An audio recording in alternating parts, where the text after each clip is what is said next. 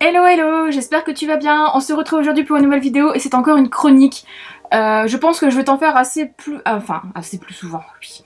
Je pense que je vais t'en faire plus souvent sur la chaîne, tout simplement parce que je me rends compte que le blog, je le laisse un peu à la dérive en ce moment, enfin depuis un long moment d'ailleurs, et qu'en fait je prends plus de plaisir à tourner une vidéo chronique plutôt que d'écrire la chronique, vu que je passe ma journée au boulot déjà à écrire, donc je me dis pour ma passion entre guillemets, je préfère en parler en vidéo, c'est différent et ça change, etc. Donc à voir encore, c'est encore dans ma tête en pleine ébullition, etc. Mais du coup, je pense qu'il va y en avoir plus souvent si j'ai le courage de les tourner. Et donc là, aujourd'hui, je vais te parler, tu as dû voir dans le titre, de Le Dernier Magicien de Lisa Maxwell, publié chez Casterman. Donc ce gros livre est sorti le 19 septembre dernier. Et j'ai eu la chance et le plaisir de les recevoir de la part des éditions Casterman. Du coup je l'ai reçu courant juillet, fin juillet, début août je pense. Hein. Et donc j'ai pu le lire avant.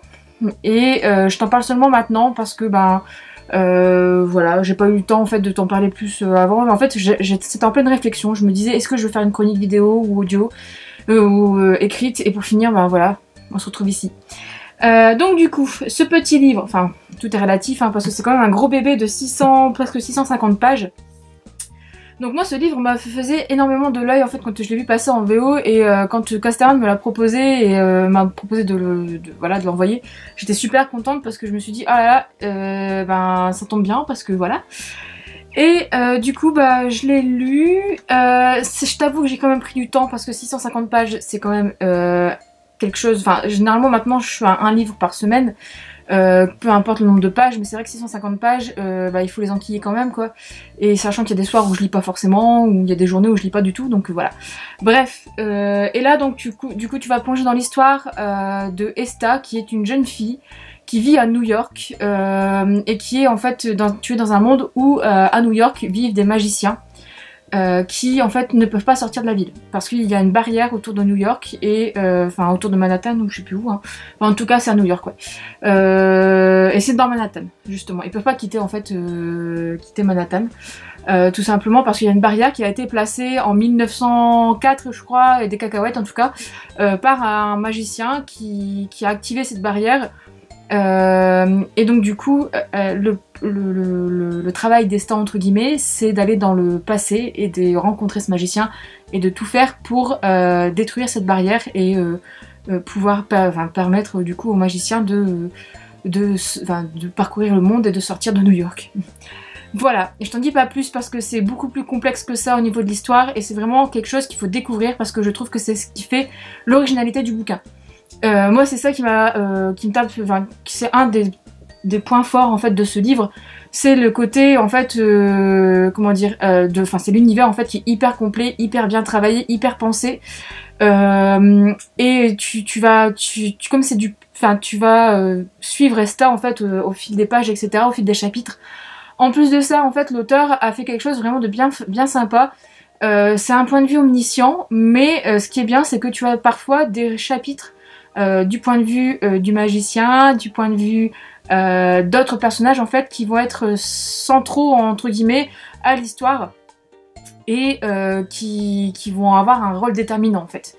Et voilà, ça a vraiment été les deux points que j'ai vraiment beaucoup aimé. Malgré ça, moi arrivé on va dire 300 pages en fait avant la fin, j'ai quand même eu, non mais pas 300 pages, non 200 pages on va dire, ouais. On va dire à peu près 200 pages avant la fin quand même. Ouais, 200, ouais. Où là, en fait, ouais, quand tu passes la moitié. Là, en fait, je me suis un peu, pas ennuyée, mais je trouvais que c'était un peu longué quand même. Oui, je comprends qu'il y ait des personnes qui ont eu un coup de cœur pour l'univers, etc. C'est compréhensible, etc. Et je comprends parfaitement de toute façon, mais moi c'est ça qui a fait que j'ai pas eu de coup de cœur, malgré le fait que l'univers est donc complètement fou. Mais ce côté en fait où tout se place bien, mais etc. Mais il y a des moments où ça bouge pas forcément.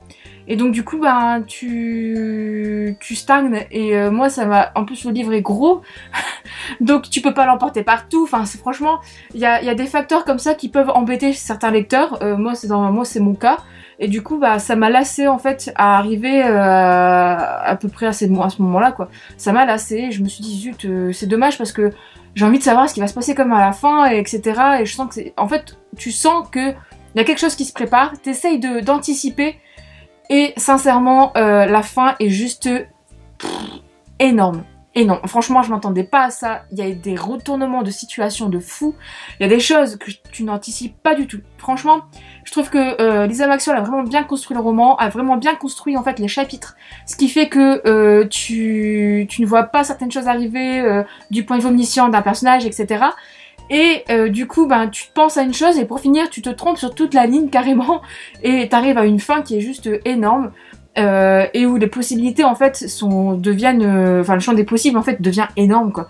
Donc à voir franchement pour le tome 2, je pense qu'elle a mis déjà la barre très haute en fait avec ce tome 1.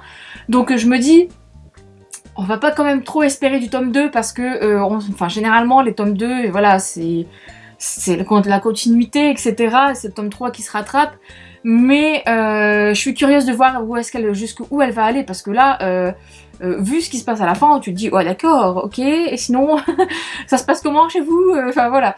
Donc franchement, moi je peux te le conseiller si tu aimes beaucoup tout ce qui est voyage dans le temps, etc. À un petit moment, j'ai trouvé, je me suis, comment dire, je sais pas, ça m'a fait penser à Doctor Who en fait, avec les voyages dans le temps, etc. Passer entre les portes du temps, machin, enfin bref, ça, t'as un petit côté comme ça de Doctor Who qui est assez sympa. Et tu as un côté entre guillemets pas mythologique mais historique en fait, un contexte historique derrière qui est vraiment bien travaillé et qui vraiment enfin, en gros tu as un fil rouge tout le long de l'histoire et qui en fait se développe très bien au fil des pages et à la fin tu as une explosion de dingue. Voilà. Donc pour moi c'est ça, si tu n'as pas peur de la longueur qu'il peut y avoir à un certain moment, à un certain passage, fonce parce que je peux que te le conseiller. Moi je mets pas la note maximale parce que justement cette longueur m'a un peu lassé à un moment etc. Mais franchement il mérite quand même une bonne note quand même, sincèrement oui. Donc voilà, n'hésite pas à me dire si tu l'as lu, si tu as aimé, quel personnage est ton préféré aussi. Parce que moi j'aime bien quand même quelqu'un. Je trouve vraiment sympa ce personnage, est très complexe, etc. Et j'ai hâte de le découvrir dans les autres tomes. Bon, je dirais pas lequel parce que sinon ça va spoiler. Et puis voilà. Donc je te dis à bientôt pour une prochaine vidéo. N'hésite pas à mettre un petit pouce bleu ou à laisser un petit commentaire comme tu le sens pour me dire si tu as aimé. Et si tu n'as pas aimé, si tu mets un pouce en bas, bah n'hésite pas non plus à me le dire. C'est bien de justifier quand on n'aime pas, comme ça la personne peut s'améliorer. En tout cas, moi je vois ça comme ça. Donc si tu n'aimes pas, dis-le moi. Voilà. Donc à bientôt et je te fais des bisous et puis voilà. Ciao.